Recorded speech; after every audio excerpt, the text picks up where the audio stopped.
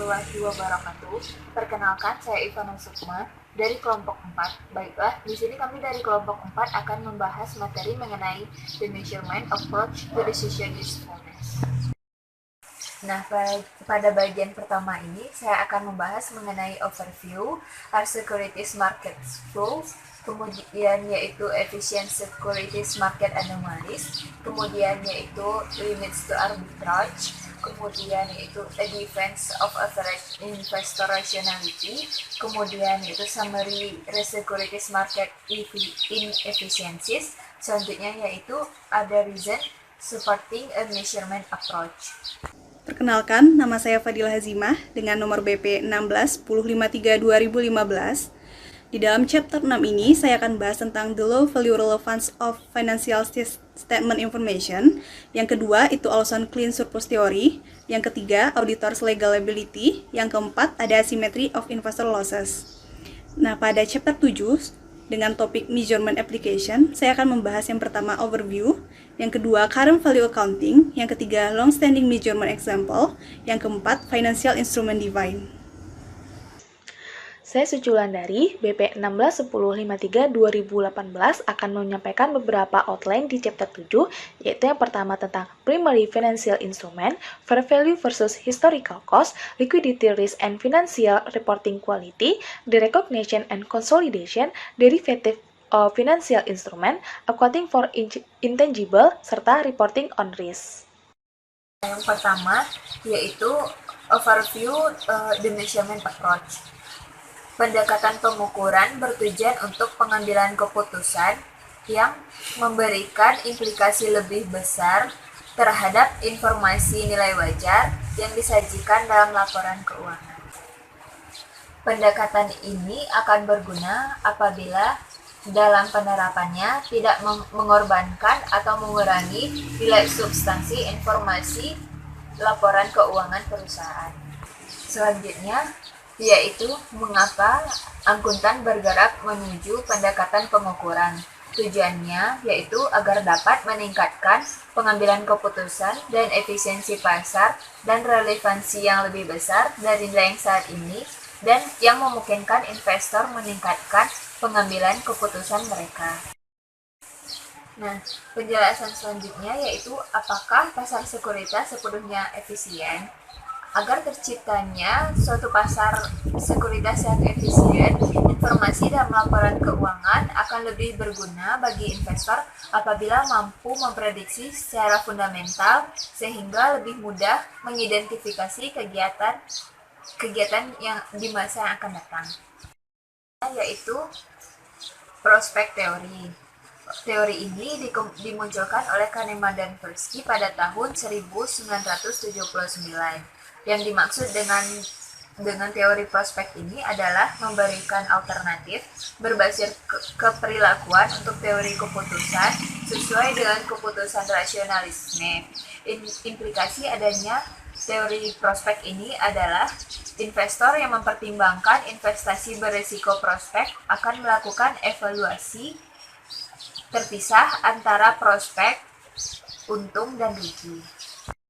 Selanjutnya yaitu mengenai is beta debt.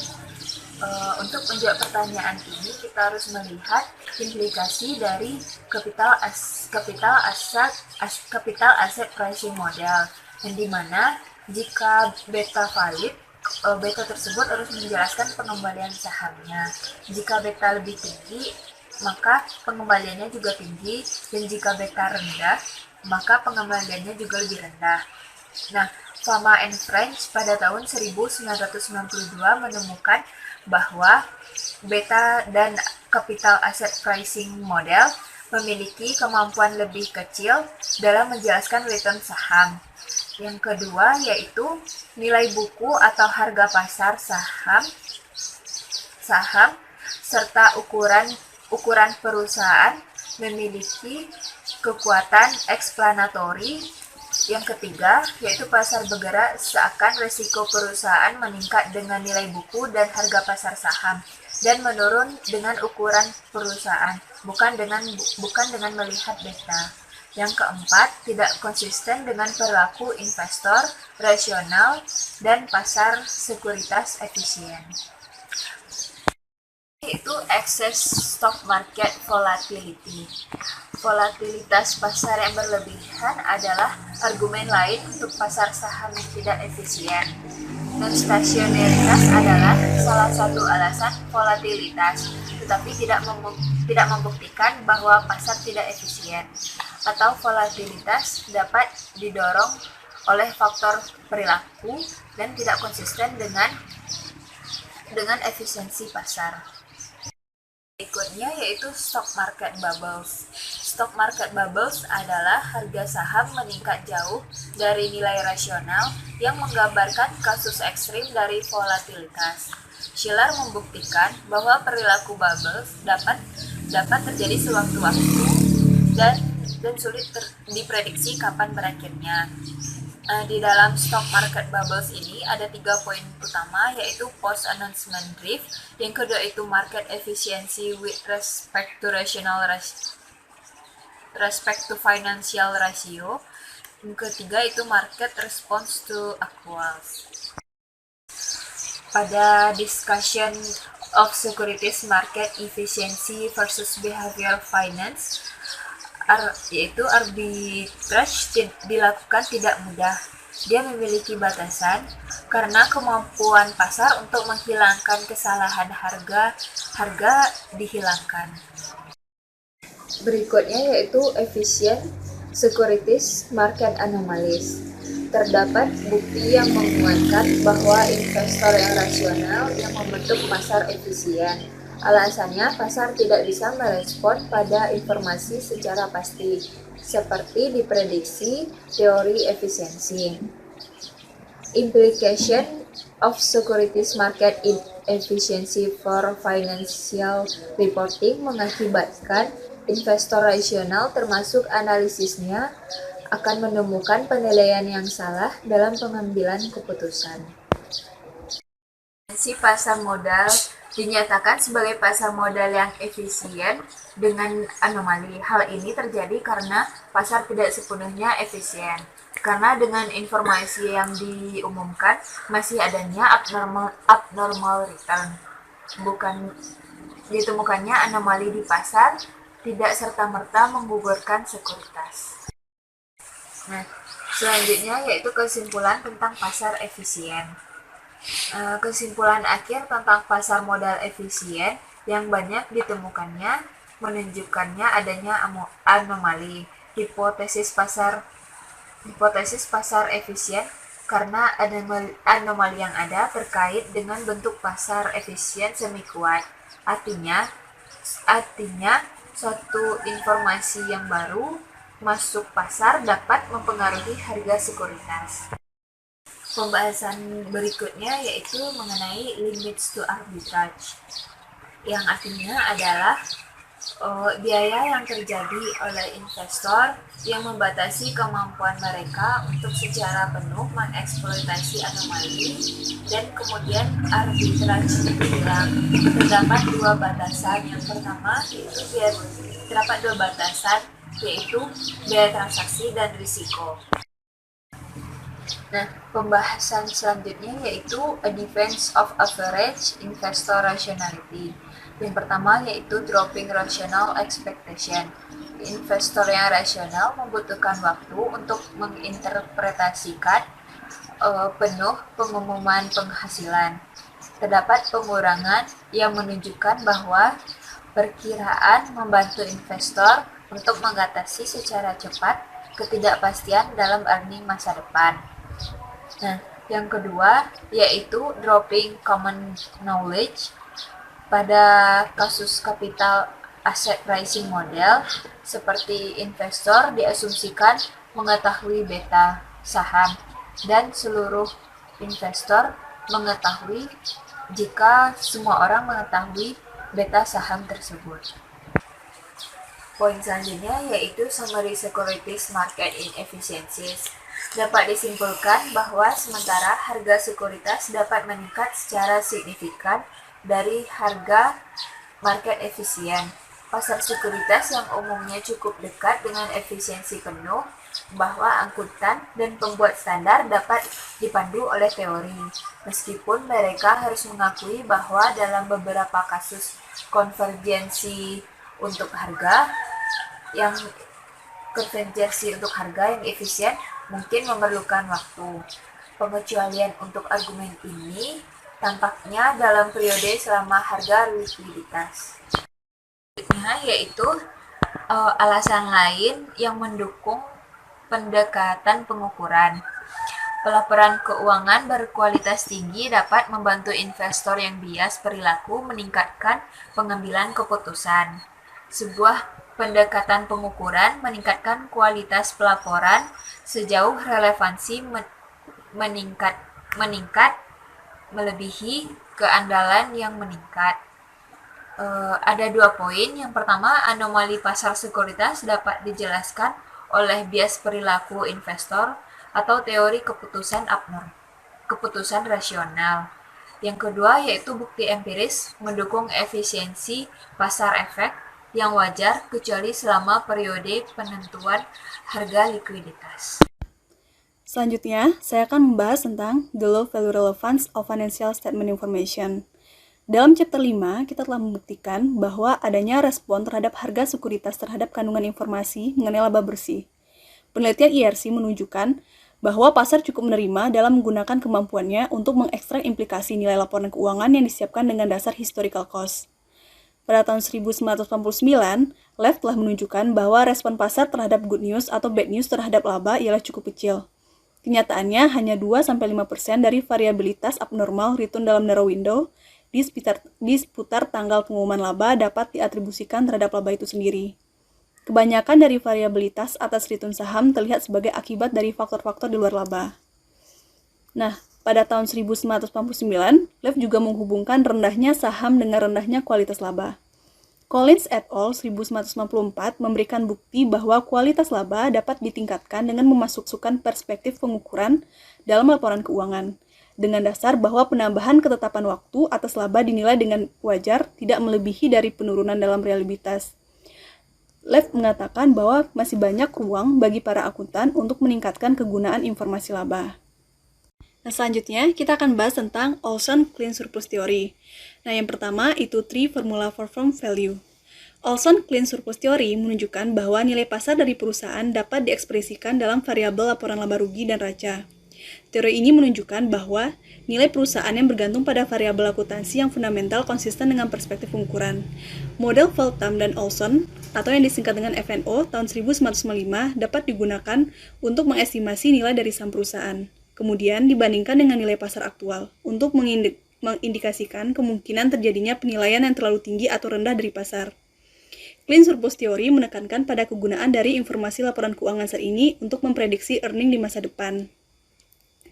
Teori surplus bersih dari Olson memberikan kerangka yang konsisten dengan perspektif pengukuran dengan menunjukkan bagaimana nilai pasar dari suatu perusahaan dapat ditunjukkan dari segi komponen laporan neraca dan laporan laba rugi. Teori ini mengasumsikan kondisi ideal termasuk dividen yang tidak relevan.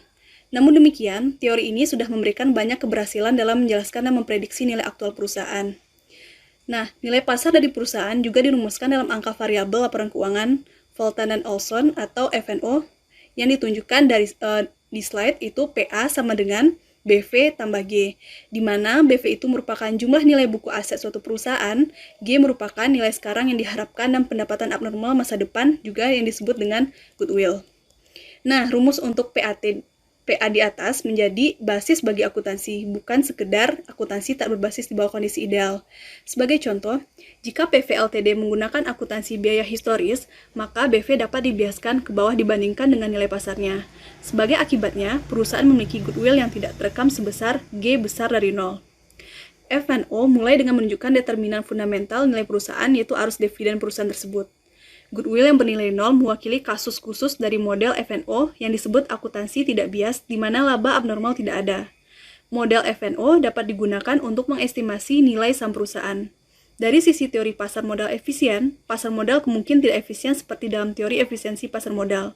investor memerlukan bantuan bagaimana implikasi informasi akuntansi terhadap prediksi keuntungan masa depan.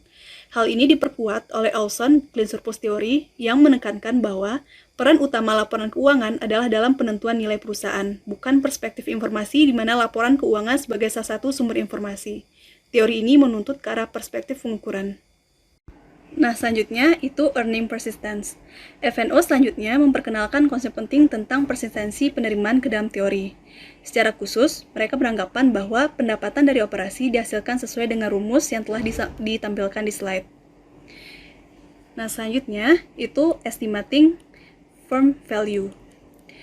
Model FO dapat digunakan untuk memperkirakan nilai saham perusahaan.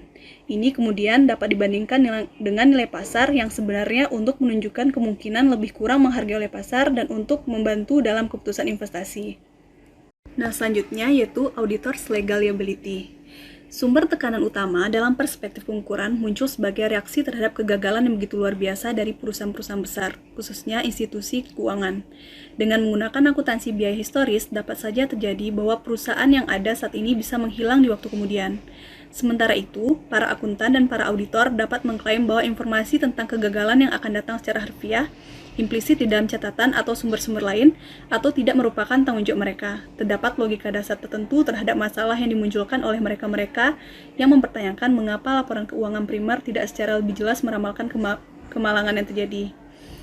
Nah, sebagai tambahan, perusahaan tengah menghadapi tekanan yang semakin besar untuk bisa berperilaku dalam cara-cara yang secara sosial dan lingkungan bertanggung jawab. Kebanyakan perusahaan memiliki tanggung jawab ke depan secara substansial, sebagai contoh dalam biaya restorasi tempat yang sangat terkait dengan konsep penyesuaian pendapatan dan biaya. Salah satu cara di mana para akuntan dan auditor bisa melindungi diri mereka melawan tekanan-tekanan ini adalah untuk mengadopsi perspektif pengukuran, yaitu memperkenalkan lebih banyak nilai terbuka ke dalam akun. Nah, selanjutnya itu asymmetry of investor losses. Penelitian oleh Skinner pada tahun 1997 menemukan bahwa manajer akan cenderung memperingatkan pasar mengenai bad news sebelum quarterly earnings dilaporkan, dan mereka lebih relatif untuk melaporkan pengungkapan mengenai jenis penghasilan lainnya. Hal tersebut menunjukkan bahwa pengungkapan sukarela yang dilakukan lebih awal adalah sebuah upaya manajer untuk mencegah adanya tuntutan hukum yang biasanya mengikuti adanya kabar buruk. Penelitian oleh Skinner tidak menemukan adanya bukti bahwa pengungkapan yang dilakukan lebih awal akan mengurangi tuntutan hukum. Hal tersebut berarti bahwa terlepas dari adanya pengungkapan lebih awal, pemegang saham tetap memiliki kekuatan dan insentif untuk menuntut mengenai adanya bad earning news.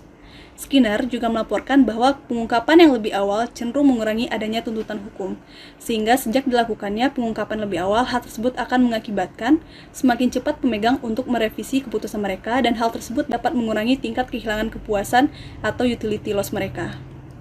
Penelitian terbaru oleh Shroff, Venkataraman, dan Zhang menyatakan bahwa tuntutan hukum sangat mungkin dialami ketika adanya peristiwa ekonomi yang material yang dapat mempengaruhi perusahaan. SVZ menemukan bahwa pada perusahaan yang besar, rata-rata pengaruh negatif pada laporan laba kuartalah setelah peristiwa ekonomi yang material akan muncul terlebih dahulu dibandingkan pengaruh positifnya. Hal tersebut mencerminkan adanya konsistensi dengan argumentasi digitasi untuk syarat konservatisme. Nah,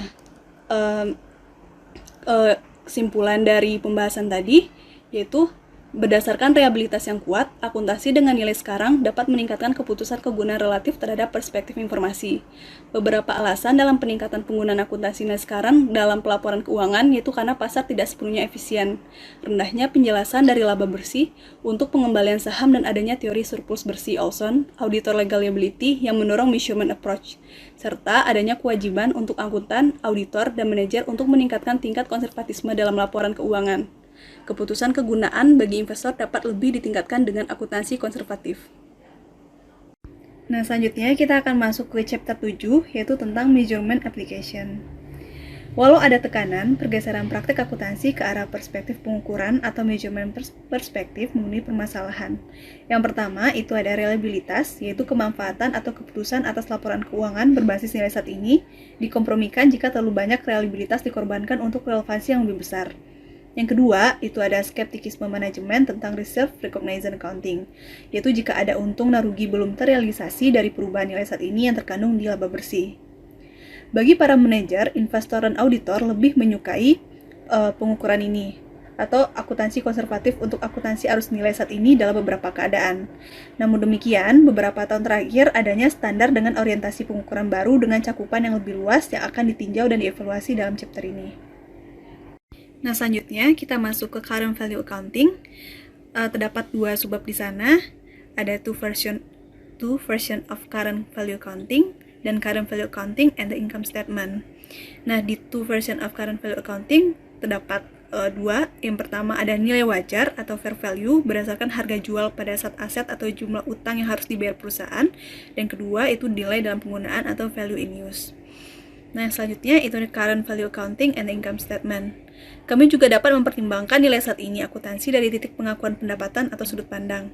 Nilai pakai mengakui pendapatan sebelum mereka menyadari karena arus kas masa depan yang diantisipasi dikapitalisasi ke nilai aset.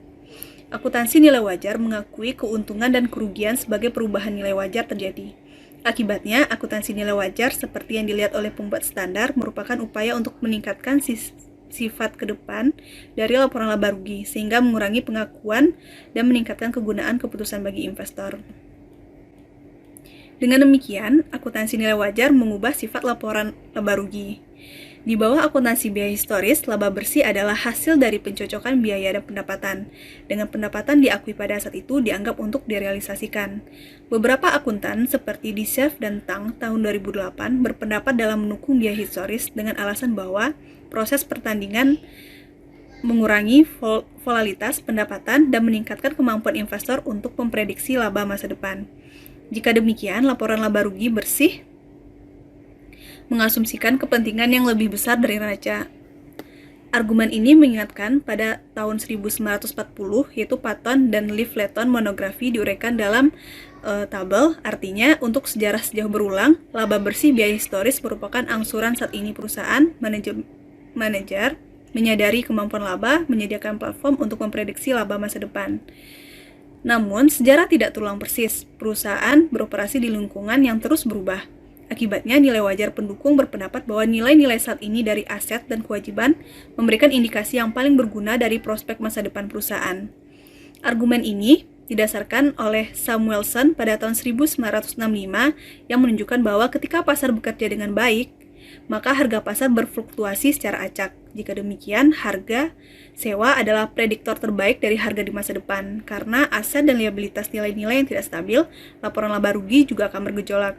Namun, volatilitas ini mencerminkan volatilitas lingkungan perusahaan, yang nilai pendukung saat ini berpendapat seharusnya tidak artificial merapikan. Akibatnya, di bawah akuntansi nilai wajar, neraca mengasumsikan lebih besar improdikan dan konsisten dengan diskusi kita kerangka konseptual. Laba bersih dianggap sebagai penjelas tentang perubahan untuk periode neraca nilai wajar. Untuk bantuan ke depan, investor menilai prospek masa depan arus kas. Akuntansi nilai wajar juga meningkatkan kemampuan laba bersih laporan pada manajer kepengurusan. Kita bisa melihat manajer sebagai dibebankan dengan biaya kesempatan aktiva bersih yang digunakan dalam bisnis. Dengan asumsi keandalan yang wajar, kinerja manajer kemudian diukur oleh atau kemampuan untuk menghasilkan laba atas dan di atas biaya modal pada biaya kesempatan aktiva bersih. Jika tidak, perusahaan akan lebih baik untuk menjual aktiva bersih. Jadi di bawah akuntansi nilai wajar, laporan laba rugi mengasumsikan peran ganda melaporkan keputusan informasi yang berguna bagi investor dan membantu laporan para manajer kepengurusan. Peran pengawasan diperluas ini akan meningkatkan kegunaan keputusan bagi mereka investor yang percaya bahwa kualitas manajemen merupakan indikator penting dari kinerja perusahaan di masa datang. Nah, selanjutnya kita masuk ke long-standing measurement example, di mana di dalam pembahasan ini kita ada 5 subbab. Yang pertama ada accounts receivable and payable, yang kedua ada cash flow fixed by contract, yang ketiga the lower of cost or market rule, yang keempat ada impairment test for property, plant equipment, dan yang kelima ada revaluation option for property, plant equipment. Yang pertama kita akan bahas accounts receivable and payable. Bagi kebanyakan perusahaan, giro piutang atau setelah dikurangi penyisian piutang tak tertagih dan hutang dinilai berdasarkan jumlah yang diharapkan dari uang tunai yang akan diterima atau dibayar. Karena panjang waktu untuk membayar waktunya cukup pendek, diskon faktor diabaikan sehingga dasar ini valuasi mendekati nilai sekarang. Dan yang kedua itu cash flow fixed by contract. Ada banyak contoh di mana arus kas ditetapkan oleh kontrak. Misalnya, utang jangka panjang dapat dinilai pada nilai sekarang dari bunga masa depan dan pembayaran pokok yang didiskontokan pada suku bunga efektif tingkat, yaitu tingkat bunga atas utang didirikan pada saat penerbitan. Kemudian, selama tingkat meminjam perusahaan tidak berubah, nilai buku sama nilai pakai. Tentu saja jika tingkat bunga berubah, kesetaraan ini hilang. Diskon aktiva dan kewajiban pada tingkat mereka efektif disebut diamortasi biaya accounting, di mana diharapkan masa penerimaan kas kontraktual atau pembayaran diskonto pada tingkat bunga efektif di bawah kontrak. Dan tingkat ini dipertahankan meskipun perubahan suku bunga yang relevan dan atau peringkat kredit perusahaan. Dengan demikian, akuntansi biaya diamortisasi adalah versi dari nilai pakai, didiskontokan pada tingkat efektif daripada biaya modal perusahaan. Pendapatan atau beban untuk periode demikian bunga dengan efektif kali tingkat nilai buku pembukuan. Nah, selanjutnya kita masuk ke the lower of cost or market rule. Aturan biaya yang lebih rendah dari pasar atau diterapkan untuk persediaan. Ada contoh lama terbentuk dari pendekatan pengurangan parsial. Ketika nilai realisasi bersih persediaan turun di bawah biaya, diturunkan ke nilai yang lebih rendah. Jika nilai realisasi bersih kemudian meningkat, persediaan dapat ditulis tapi tidak di atas biaya. Aturan biaya yang lebih rendah dari atau sama pasar dapat dibenarkan dalam hal konservatisme. Hal ini lebih sulit untuk membenarkan dalam hal kegunaan keputusan untuk investor ekuitas. Namun, karena orang mungkin berpikir bahwa jika informasi nilai sangat berguna, itu akan berguna ketika nilai lebih besar dari biaya serta kurang dari biaya dengan asumsi keandalan yang sama. Namun, konservatisme mengurangi kemungkinan kesalahan melebih-lebihkan dan auditor bersama dengan manajer dengan beberapa pembenaran bahwa mereka bertanggung jawab secara hukum lebih besar untuk melebihkan aset daripada jumlah yang setara dengan atau menghilangkannya. Akibatnya, aturan tetap sebagai aplikasi parsial dari pendekatan pengukuran. Nah, yang selanjutnya itu ada revaluation option for property, plant, and equipment. Sementara, biaya historis akuntansi untuk properti, pabrik, dan peralatan adalah merupakan di bawah standar akuntansi Amerika Serikat. IAS 16 memungkinkan pilihan revaluasi. Sebagai alternatif untuk biaya historis, aset dan keuangan seperti properti, pabrik, dan peralatan dapat dinilai pada nilai wajar. Ini merupakan cara yang andal. Setelah aset dinilai kembali, nilai wajar harus tetap di-update terus sehingga tidak berbeda secara material dalam nilai wajar pada tanggal lembar balance-nya. Revaluasi ini dapat meningkatkan atau menurunkan nilai tercatat. Opsi ini merupakan contoh utama lain dari pendekatan pengukuran. Nah, selanjutnya kita masuk ke impairment test for property, plant, equipment. Setter standar telah memberlakukan tes penurunan nilai aset dan keuangan seperti properti, pabrik, dan peralatan. Tes penurunan membantu melindungi auditor dari tanggung jawab hukum, dan karena mereka memaksa write-down aset yang seharusnya dapat dinilai terlalu tinggi. Mereka berkontribusi pada peningkatan konservatisme bersyarat didokumentasikan oleh BASU pada tahun 1997. Seperti aturan biaya yang lebih rendah dari dan atau pasar, kami menganggap tes penurunan nilai sebagai aplikasi parsial pendekatan pengukuran karena menentukan nilai gangguan melibatkan masalah serupa dengan menentukan nilai saat ini. Kerugian penurunan nilai aset selain goodwill dapat dibalik jika jumlah terpulihkan telah meningkat, tapi tidak di atas nilai buku aset akan mungkin jika tidak ada rugi penurunan nilai yang tercatat. Namun demikian, meskipun sifat asimetris dari aplikasi mereka, tes penurunan merupakan perpanjangan penting dari pendekatan pengukuran untuk tiap jenis aset. Nah, selanjutnya itu kita masuk ke financial instrument defined. Nah, sebuah instrumen keuangan didefinisikan sebagai kontrak yang menciptakan aset keuangan suatu perusahaan dan kewajiban atau ekuitas atau instrumen keuangan perusahaan lain. Aset keuangan didefinisikan sebagai yang pertama kas, yang kedua instrumen ekuitas dari perusahaan lain, yang ketiga ada hak kontraktual, yaitu menerima kas atau aset keuangan lain dari perusahaan lain dan mengubah instrumen keuangan dengan perusahaan lain di bawah kondisi yang menguntungkan. Yang keempat ada kewajiban kontraktual, yaitu mengantarkan kas atau aset keuangan lain ke perusahaan lainnya dan mengubah aset keuangan atau utang keuangan dengan perusahaan lain di bawah kondisi yang tidak menguntungkan. Sama halnya, liabilitas keuangan didefinisikan sebagai yang pertama, itu kewajiban kontraktual, dan yang kedua, memberikan uang tunai atau aset keuangan lain ke perusahaan lain. Yang ketiga, menukar aset keuangan atau kewajiban keuangan dengan perusahaan lain dalam kondisi yang berpotensi tidak menguntungkan.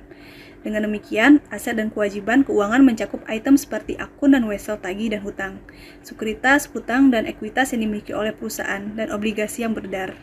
Ini disebut sebagai instrumen utama, juga termasuk instrumen derivatif. Baiklah, sekarang saya akan melanjutkan tentang instrumen keuangan utama. Pembahasan pertama tentang ketika pembuat standar itu kembali pada akuntansi nilai wajar, di mana setelah krisis pasar 2007 hingga 2008, banyak perusahaan melaporkan penurunan nilai wajar dari aset keuangan mereka dan mengalami beberapa kesulitan.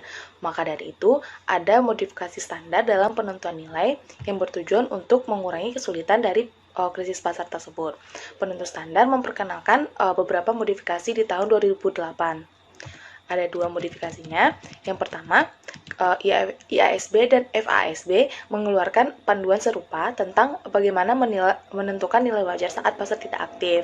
Ini terjadi ketika nilai wajar tidak ada dan tidak dapat disimpulkan dengan andal dari nilai item serupa. Perusahaan dapat menentukan nilai wajar dengan menggunakan asumsi mereka sendiri dari arus kas masa depan dari aset dan liabilitas, didiskontokan pada tingkat bunga yang disesuaikan dengan risiko. Modifikasi kedua yaitu IASB merevisi IAS 39 untuk memungkinkan klasifikasi ulang aset keuangan tertentu untuk memungkinkan konsistensi yang lebih besar dengan standar FASB yang memungkinkan pelaporan nilai wajar dalam keadaan langka. Pembahasan kedua pada instrumen keuangan utama ini adalah ketika perubahan jangka panjang ke akuntansi nilai wajar. IASB memulai sebuah proyek untuk mengganti IAS 39 standar untuk aset dan liabilitas keuangan menjadi IFRS 9. FASB aturan untuk penilaian dari efek hutang dan ekuitas adalah beberapa yang berbeda. Ada untuk membebankan klasifikasi untuk menjadi 3 bagian saja. Yaitu pertama, perdagangan. Efek ini diperoleh dengan tujuan dijual kembali. Mereka dinilai pada nilai wajar dengan keuntungan dan kerugian termasuk pada laba bersih yang belum direalisasi. Yang kedua, dimiliki hingga jatuh tempo. Efek ini diperoleh dengan tujuan untuk dimiliki hingga jatuh tempo. Mereka dinilai pada biaya perolehan diamortisasi. Jika nilai wajarnya turun di bawah biaya perolehan diamortisasi mereka, efek tersebut diturunkan ke nilai wajarnya. Tidak seperti di IFRS 9, penurunan ini tidak dapat dibatalkan jika nilai wajarnya kemudian meningkat.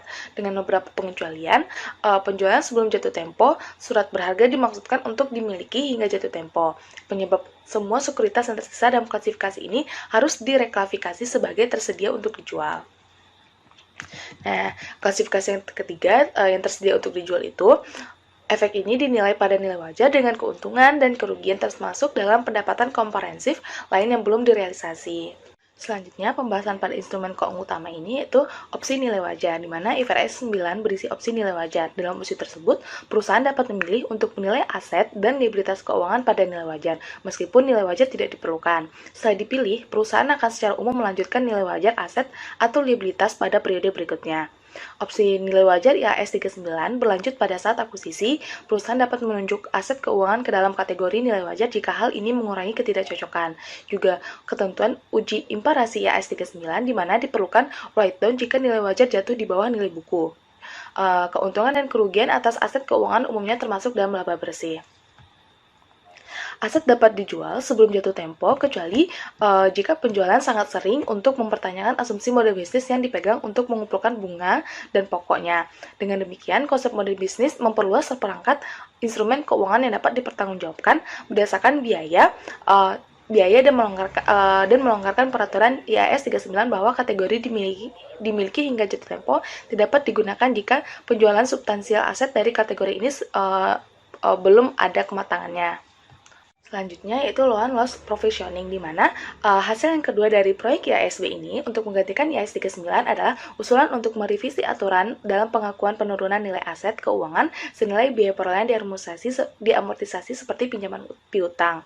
Usulan ini untuk memasukkan kerugian kredit yang diharapkan dalam perhitungan arus kas masa depan untuk piutang pinjaman. Proses yang disebut dengan pencadangan kerugian pinjaman. Akibatnya, kerugian kredit akan diakui lebih cepat daripada di bawah standar penurunan nilai sebelumnya, di mana kerugian kredit tidak dicatat sampai aset mengalami penurunan nilai. Ketentuan kerugian provisioning ini adalah tanggapan terhadap kritik atas penurunan nilai besar write-down selama krisis pasar 2007 hingga 2008, di mana kerugian kredit yang diharapkan mungkin untuk beberapa waktu sebelum gangguan tiba-tiba diakui. Selanjutnya, itu pembahasan tentang fair value versus historical cost. Beberapa akuntan berpendapat bahwa akuntansi biaya historis lebih berguna bagi investor daripada nilai saat ini. Dalam hal ini, beberapa model teoritis mengevaluasi nilai relatif dan nilai wajar dalam akuntansi biaya historis untuk instrumen keuangan. Yang pertama, menurut Allen dan Carletti pada tahun 2008 mempresentasikan model di mana bank dan perusahaan asuransi memiliki aset keuangan jangka panjang dan jangka pendek. Pada model ini memprediksi bahwa akuntansi historis lebih disukai secara sosial daripada nilai wajar karena ia menghindari kemungkinan penurunan keuangan dari aset suatu industri ke industri yang lain ketika industri memiliki aset yang sama. Kedua, Pat Sapra pada tahun 2008 berpendapat bahwa model AC tidak mengizinkan pemerintah turun tangan untuk mencoba mengendalikan penurunan, seperti berinvestasi uang publik ke industri perbankan, melonggarkan kendala modal hukum, atau membeli kelebihan aset jangka panjang. Jika pengembalian aset jangka panjang berkorelasi dari waktu ke waktu, akuntansi nilai wajar dapat berfungsi sebagai sistem peringatan dini kegagalan bank yang akan datang, sehingga pemerintah dapat melangkah sebelum sistem keuangan memburuk di titik di mana bank menjadi bangkrut. Ketiga, menurut Platin Sapra dan Sin pada tahun 2008 menunjukkan kondisi di mana akuntansi nilai wajar dapat menjadi buruk atau bagus. Model mereka terdiri dari sejumlah besar lembaga keuangan yang tidak likuid, aset jangka panjang seperti pinjaman dan surat berharga yang didukung oleh ABS. Para manajer perusahaan-perusahaan ini diasumsikan ingin memaksimalkan laba bersih yang dilaporkan untuk tahun ini.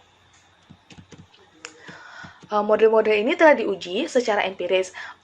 Bud, Franklin, and Martin pada tahun 2011 mempelajari efek dari modifikasi sementara untuk akuntansi nilai wajar yang pada dasarnya memungkinkan peningkatan penggunaan nilai yang digunakan sebagai pengganti nilai wajar. Selanjutnya kita akan membahas tentang risiko likuiditas dan kualitas pelaporan keuangan serta penghentian pengakuan dan konsolidasi. Pada risiko likuiditas dan kualitas pelaporan keuangan ini, kita akan membahas di 3 teori. Yang pertama, menurut Acharya dan Pedersen pada tahun 2005, di mana AP mendefinisikan risiko likuiditas sebagai ketidakpastian tentang berapa biaya pembelian atau penjualan nantinya. AP memperpanjang CAPM untuk memodelkan pengaruh risiko likuiditas terhadap biaya modal, dengan menunjukkan kondisi di mana biaya modal meningkat untuk perusahaan dengan tinggi risiko likuiditasnya. Yang kedua, menurut Lang-Melved pada tahun 2011 menunjukkan bahwa pelaporan keuangan yang transparan meningkatkan jumlah yang tersedia untuk umum informasi spesifik perusahaan. Pengurangan yang dihasilkan dalam asimetri informasi membuat harga saham perusahaan kurang sensitif terhadap perubahan volatilitas pasar. Karena investor lebih banyak percaya diri dalam menilai saham perusahaan transparan, dengan demikian lebih kecil kemungkinannya untuk menjual di muka ketidakpastian yang diciptakan oleh peningkatan volatilitas pasar. Yang ketiga, menurut Engie tahun 2011 juga mempelajari hubungan antara laporan keuangan dengan risiko likuiditas, di mana mengukur kualitas pelaporan dengan berbagai cara, termasuk ukuran kualitas akrual. Dengan ukuran kualitas akrual, DECO, dan DCEF pada tahun 2002. Engie juga melaporkan negatif hubungan antara kualitas pelaporan dan risiko likuiditas. Dapat disimpulkan bahwa risiko likuiditas dapat menjadi kontributor signifikan terhadap biaya modal, khususnya pada saat-saat kemerosotan pasar yang parah, dan pelaporan keuangan yang berkualitas untuk mengurangi risiko likuiditas, dan dapat membantu mengurangi dampak buruk risiko likuiditas terhadap biaya modal. Penghentian pengakuan dan konsolidasi. Ada 3 poin penting. Yang pertama, penghentian pengakuan dan konsolidasi merupakan masalah akuntansi yang berkontribusi pada krisis pasca 2007 hingga 2008. Neraca tidak aktif pembiayaan menyembunyikan sebagian besar risiko yang ditanggung oleh lembaga keuangan. Serta pembuat standar mempertimbangkan penghentian pengakuan IFRS 9 untuk penghentian pengakuan dalam IFRS 10 untuk konsolidasi ketika suatu entitas mengendalikan yang lain. Penghentian pengakuan dan konsolidasi ini merupakan jatuh masalah pada saat krisis pasar 2007 hingga 2008. Pembiayaan di luar neraca menyembunyikan sebagian besar risiko yang ditanggung oleh lembaga keuangan. Tidak akan memungkinkan tanpa penghentian pengakuan aset dan kegagalan berikutnya untuk mengkonsolidasi entitas di luar neraca yang menahan banyak aset yang dihentikan pengakuannya. Pembuat standar telah menanggapi masalah ini dengan aturan baru yang berupaya mengendalikan keuangan di luar neraca sehingga bisa diungkapkan. Ada beberapa pertanyaan penghentian pengakuan selama bertahun-tahun, yaitu pertama, kapan suatu aset dapat dihapus dari neraca dan pendapatan diakui pada penjualan yang dihasilkan. Kriteria ini biasanya untuk penghentian pengakuan pada point of sale. Selanjutnya, muncul pertanyaan, bisakah transfer aset dihentikan pengakuannya? Yaitu alternatif untuk penghentian pengakuan adalah mempertahankan aset yang ditransfer pada neraca dan memperlakukan pendapatan yang diterima sebagai pinjaman yang dijamin, yaitu perusahaan telah meminjam hasil transaksi memberikan aset yang ditransfer sebagai jaminan. Banyak penghentian pengakuan ini dipertanyakan karena mensponsori lembaga yang meningkatkan kredit mereka pada saat memindahkan sekuritas dengan mempertahankan beberapa sisa kewajiban untuk aset yang mereka dihentikan pengakuannya. Bentuk umum peningkatan kredit termasuk penggunaan likuiditas dan jaminan eksplisit dan implisit lainnya. Pembuat standar sekarang telah mempertimbangkan penghentian pengakuan. Pada IFRS 9 memungkinkan penghentian pengakuan ketika perusahaan mentransfer secara substansial antara risiko dan manfaat kepemilikan aset keuangan. Mirip dengan IAS 39 sebelumnya. Namun, IFRS 9 memuat ketentuan yang luas untuk mencoba mencegah penyalahgunaan neraca keuangan menjelang tahun krisis pasar pada tahun 2007 hingga 2008. Persyaratan penghentian pengakuan ini telah digabungkan dengan standar FASB. Dengan demikian, standar penghentian pengakuan pada Amerika Serikat pada dasarnya serupa dengan IFRS 9. Sehubungan dengan konsolidasi, IFRS 10 memerlukan konsolidasi ketika suatu entitas mengendalikan yang lainnya. IFRS 10 berupaya memperketat dan memperjelas konsep kontrol. Ini mendefinisikan kontrol untuk eksis ketika suatu entitas memiliki hak untuk pengembalian variabel entitas lain dan dapat mempengaruhi pengembalian melalui kekuasaannya atas entitas itu. Kekuatan ada ketika suatu entitas memiliki kekuatan untuk mengarahkan kegiatan yang secara signifikan mempengaruhi pengembalian yang lain. Risiko ada karena perusahaan pengendali memiliki kepentingan variabel. Berdasarkan IFRS 10, kontrol juga dapat eksis dengan hak suara yang kurang dari mayoritas, dengan ketentuan bahwa entitas pengendali memiliki kekuatan untuk mengarahkan aktivitas signifikan entitas lainnya. Selanjutnya, FASB juga memperketat kriteria untuk konsolidasi entitas tujuan khusus dengan kriteria konvergen pada kriteria IFRS 10. Di bawah ASC pada nomor 810 hingga 10, kontrol dapat diperoleh ketika sponsor memiliki kekuatan untuk mengarahkan kegiatan SPE-nya yang paling signifikan mempengaruhi kinerja ekonomi SPE-nya dan memiliki kewajiban untuk menyerap kerugian atau menerima manfaat dari SPE-nya. Di mana standar baru juga membutuhkan pengungkapan tambahan substansial yang berkaitan dengan konsolidasi dan penghentian pengakuan. IFRS 12 mencaratkan misalnya pengungkapan dengan penilaian signifikan yang dibuat dalam menentukan apakah perusahaan memiliki kendali atas entitas nilai. Hal ini juga mensyaratkan pengungkapan kepentingan dan risiko yang timbul dari pengaturan bersama dengan pihak lain dan dari entitas yang terstruktur yang tidak konsolidasi seperti SPE-nya dan entitas dengan variabel kepentingan atau FIE. Selanjutnya kita masuk pada pembahasan instrumen keuangan derivatif. Yang akan kita bahas pada instrumen keuangan derivatif ini adalah karakteristiknya dan contohnya seperti akuntansi lindung nilai.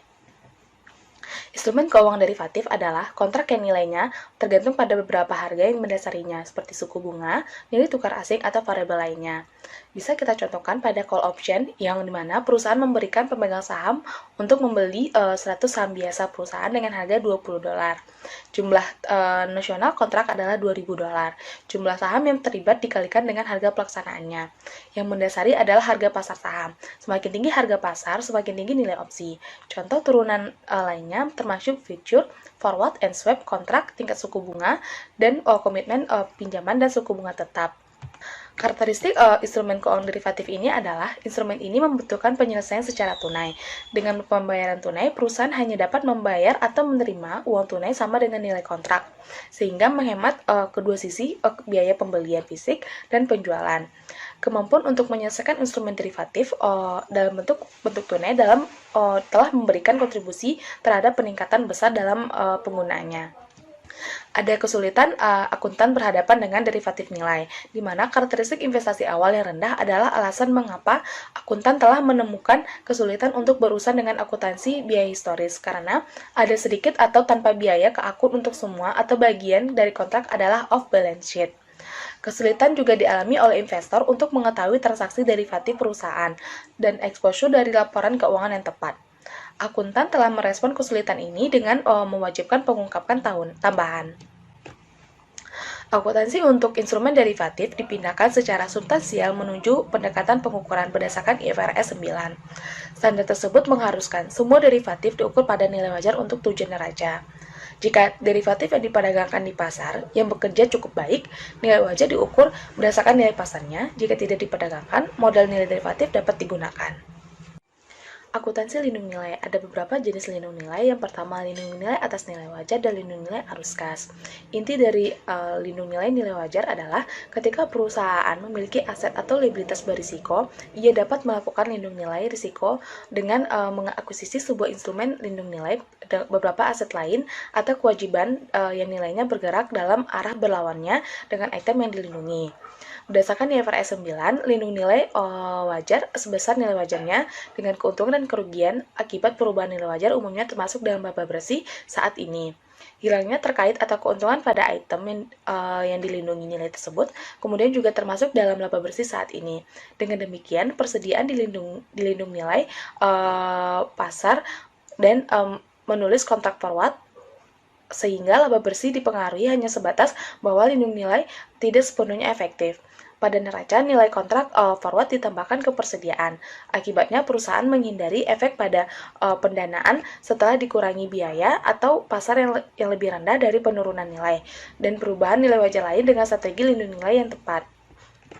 Untuk lindung nilai arus kas, perusahaan terlibat dalam lindung nilai arus kas karena berbagai alasan. Mungkin yang paling penting dari ini adalah bahwa mengurangi risiko arus kas masa depan membantu memastikan ketersediaan uang tunai untuk proyek investasi masa depan, di mana ini dibiayai secara internal. Berdasarkan IFRS 9, instrumen lindung nilai arus kas juga dinilai sebesar nilai wajarnya, dengan keuntungan dan kerugian yang belum direalisasi termasuk dalam pendapatan komprehensif lainnya sampai transaksi yang dilindungi nilai yang mempengaruhi laba bersih. Kemudian, akumulasi keuntungan atau kerugian ditransfer ke dalam laba bersih untuk periode itu. Misalnya, produsen minyak dan gas mungkin ingin melakukan lindung nilai atas penjualan periode berikutnya. Penerimaan kas ini berisiko karena fluktuasi harga minyak dan gas jika minyak dan gas dijual di pasar luar negeri. Fluktuasi nilai ini terjadi karena adanya fluktuasi nilai tukar mata uang asing, termasuk keuntungan dan kerugian yang belum direalisasi pada lindung nilai ini pada pendapatan komprehensif lainnya mengurangi ketidakcocokan dan mengakibatkan volatilitas laba bersih dengan menunda pengaruhnya terhadap laba bersih hingga periode berikutnya ketika arus kas yang diantisipasi terwujud. Dapat disimpulkan tentang instrumen keuangan utama ini bahwa akuntansi nilai wajar untuk instrumen keuangan adalah contoh yang menonjol dari pergerakan penentu standar menuju akuntansi nilai wajar. Namun, akuntansi nilai wajar untuk instrumen keuangan berada di bawah tekanan yang cukup setelah krisis pasar 2007 hingga 2008. Karena kekhawatiran tentang penghapusan besar-besaran aset keuangan yang dipicu oleh penurunan harga pasar dan banyak kasus tentang kurangnya keberadaan harga pasar karena pasar tidak aktif. Standar akuntansi nilai wajar yang dianggap terlalu rumit untuk mengatasi tekanan yang dihasilkan. Penuntut standar dipaksa untuk merevisi standar untuk memungkinkan peningkatan penggunaan nilai dalam penggunaan dan akuntansi biaya diamortisasi untuk instrumen keuangan yang perusahaan ingin pegang hingga jatuh tempo. Namun, ini menimbulkan kekhawatiran tentang keandalan yang dihasilkan. Selain itu, pembuat standar telah merevisi standar tentang penghentian pengakuan, konsolidasi, derivatif, dan pengungkapan karena kelemahan dalam standar ini berkontribusi terhadap penurunan pasar di tempat pertama. Selanjutnya, akuntansi aktiva tak berwujud. Aktiva tak berwujud adalah aset modal yang tidak memiliki substansi fisiknya, seperti paten, merek dagang, waralaba, tenaga kerja ahli, lokasi, restrukturasi, teknologi informasi, nama situs internet, dan goodwill. Beberapa aktiva berwujud dicatat seperti properti, pabrik, dan peralatan. Jika dibeli atau dikembangkan sendiri dengan kepastian yang memadai dari keuntungan bersih di masa depan, mereka dihargai dengan biaya dan diamortisasi selama masa manfaatnya. Jika mereka diperoleh dan dalam kombinasi bisnis dan nilai wajar dapat ditentukan secara andal, biaya mereka adalah sama dengan nilai wajar pada saat akuisisi. Goodwill ada jika perusahaan menghasilkan lebih dari biaya modal atas aset bersihnya, termasuk setiap intangible yang diidentifikasi secara terpisah. Melaporkan nilai wajar goodwill berpotensi meningkatkan kegunaan keputusan, karena hal ini dapat mengungkapkan informasi orang dalam manajemen tentang kekuatan penghasilan yang diharapkan di masa depan. Dan manajemenlah yang memiliki informasi terbaik tentang apa kekuatan penghasilan ini. Tapi, melaporkan nilai wajar goodwill menciptakan masalah keandalan yang serius. Goodwill dapat diperoleh dalam 3 cara. Yang pertama itu adalah ketika adanya accounting for purchase goodwill, yaitu ketika suatu perusahaan mengakuisisi yang lain dalam kombinasi bisnis. Metode pembelian akuntansi untuk transaksi mensyaratkan bahwa aset tidak berwujud dan dapat diidentifikasi, dan kewajiban perusahaan pada akuisisi umumnya dinilai pada nilai wajarnya untuk keperluan laporan keuangan konsolidasi. Goodwill kemudian merupakan selisih antara jumlah bersih dari nilai wajar ini dan total harga beli yang dibayarkan oleh perusahaan yang mengakuisisi. Goodwill diamortisasi selama masa manfaatnya, konsisten dengan konsep pencocokan akuntansi biaya historis. Mengamortisasi goodwill dapat menurunkan laba bersih, tetapi manajemen memiliki insentif untuk menunjukkan melalui peningkatan laba yang dilaporkan. Penilaian bisnis yang baik dalam menentukan kombinasi bisnis. Banyak manajer berusaha menghindari amortisasi goodwill, tetapi akuntansi ini banyak disalahgunakan. Pendekatan lain yang diadopsi oleh manajemen untuk mengatasi amortisasi goodwill adalah dengan menekankan pendapatan pro forma, yaitu laba bersih sebelum amortisasi goodwill, biaya restitusi, dan beberapa item lain yang dipilih oleh manajemen. Dari dua pendekatan ini, ada beberapa kritik yang diberikan dan ditetapkan standar terhadap goodwill yang dibeli. Untuk accounting for purchase goodwill ini dapat dicontohkan seperti pada contoh 7.1. Berikut ini merupakan contoh dari akuntansi untuk goodwill yang dibeli, yang mana pada tanggal 1 Januari 2015, GDN membeli semua saham yang beredar dari SLTD dalam pertukaran untuk 40 saham GDN ini, senilai $10 masing-masingnya, dengan harga beli total $40. Neraca dari GDN berikut yang dimana setelah akuisisi atau pada saat post akuisisi. Seperti disebutkan, aset dan kewajiban dari perusahaan yang dibeli diidentifikasi harus dimulai sebesar nilai wajarnya untuk tujuan membuat neraca konsolidasi, dengan selisih harga pembelian atau nilai wajar bersih tercermin sebagai goodwill. Di sini kita asumsikan pada tanggal akuisisi nilai wajar aset modal SLTD ini diperkirakan sebagai $340 dan kewajibannya sebesar $140. Neraca konsolidasi dari GDN dan anak perusahaan yang sepenuhnya dimiliki SLTD pada tanggal akuisisi adalah sebagai berikut. Nah, dari perubahan nilai wajar tersebut dapat goodwill kita tentukan sebesar 200, di mana itu dikurangi dari nilai wajar dari aktiva bersih. Self-developed goodwill. Tidak seperti goodwill yang dibeli, tidak ada transaksi yang dapat diidentifikasi untuk menentukan biaya goodwill yang dapat dikembangkan sendiri. Akibatnya, biaya yang dapat menciptakan goodwill seperti biaya riset dan pengembangan sebagian besar dihapuskan pada saat terjadi. Goodwill yang dihasilkan secara internal muncul sebagai pendapatan abnormal dalam laporan laba rugi berikutnya. Namun, proporsi return saham yang abnormal dijelaskan oleh laba bersih rendah dapat menurun dari waktu ke waktu. Lev dan Zarovin berpendapat bahwa biaya yang berkaitan dengan niat baik mengembangkan diri harus dibuat transparan karena akan memberikan sinyal kepada investor dan profitabilitas perusahaan di masa depan. Namun, itu juga dapat menyebabkan investasi berlebih dalam biaya riset dan pengembangan oleh perusahaan karena kenaikan harga saham sebagai akibat dari investasi. Selanjutnya adalah Decline Surplus Model Revisit, di mana pendekatan lain untuk menilai goodwill yang dikembangkan sendiri adalah dengan menggunakan model surplus bersih yang dibahas pada bagian 6.10 atau sudah dijelaskan oleh Fadilah Hazimah. Perhitungan goodwill surplus bersih mungkin juga dapat berfungsi sebagai uji penurunan nilai untuk goodwill yang dibeli. Baiklah, dapat kita simpulkan untuk akuntansi aktiva terwujud ini adalah penerapan pendekatan pengukuran untuk akuntansi goodwill ada menciptakan beberapa permasalahan. Masalah-masalah ini mungkin agak dimitigasi untuk goodwill yang dibeli karena setidaknya perkiraan angka biaya tersedia. Namun, bahkan untuk akuntansi yang dibeli, amortisasi pada dasarnya sewenang-wenang karena kesulitan membangun masa manfaat. Lebih lanjut, manajemen tidak suka dibebankan amortisasi goodwill dan mengambil langkah untuk menghindarinya. Penentu standar telah bergerak ke arah pendekatan pengukuran terhadap goodwill yang dibeli dengan memperkenalkan standar untuk menuliskannya hanya jika ada bukti penurunan nilai. Model surplus bersih dapat memberikan kerangka kerja untuk menyusun estimasi dari nilai wajar goodwill tersebut. Ketika goodwill dikembangkan sendiri, masalah keandalan lebih lanjut muncul, dan pembuat standar biasanya bereaksi dengan mengharuskan pengeluaran langsung biaya berwujud yang mendasari goodwill yang dikembangkan sendiri ini. Namun, ini menciptakan ketidaksesuaian antara biaya dan pendapatan, dan bisa dibilang adalah akar penyebab rendahnya relevansi laba yang dilaporkan. Saran untuk meningkatkan akuntansi untuk goodwill yang dikembangkan sendiri adalah kapitalisasi dari amortisasi proyek penelitian yang sukses. Baiklah, selanjutnya kita masuk pada pembahasan pelaporan risiko, yaitu beta risk, di mana beta saham adalah satu-satunya ukuran risiko spesifik perusahaan untuk portofolio diversifikasi investor yang rasional. Cara biasa untuk memperkirakan beta adalah dengan cara analisis regresi didasarkan pada model pasar. Beta tunduk pada risiko estimasi, terutama jika beta tidak stasioner. Informasi laporan keuangan dapat membantu karena beta dan langkah-langkah risiko berbasis laporan keuangan tertentu berkorelasi. Selanjutnya, langkah-langkah ini dapat menunjukkan arah dan besarnya perubahan beta lebih cepat daripada model pasar yang akan membutuhkan beberapa periode data baru untuk reestimasi.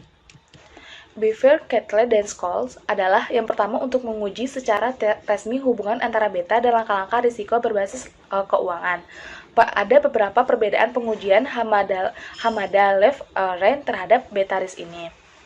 Selanjutnya, yaitu mengapa perusahaan mengelola risiko spesifik perusahaan. Beberapa alasan untuk mengelola dan melaporkan risiko spesifik perusahaan dapat kita analisis, dapat kita simpulkan sebagai berikut.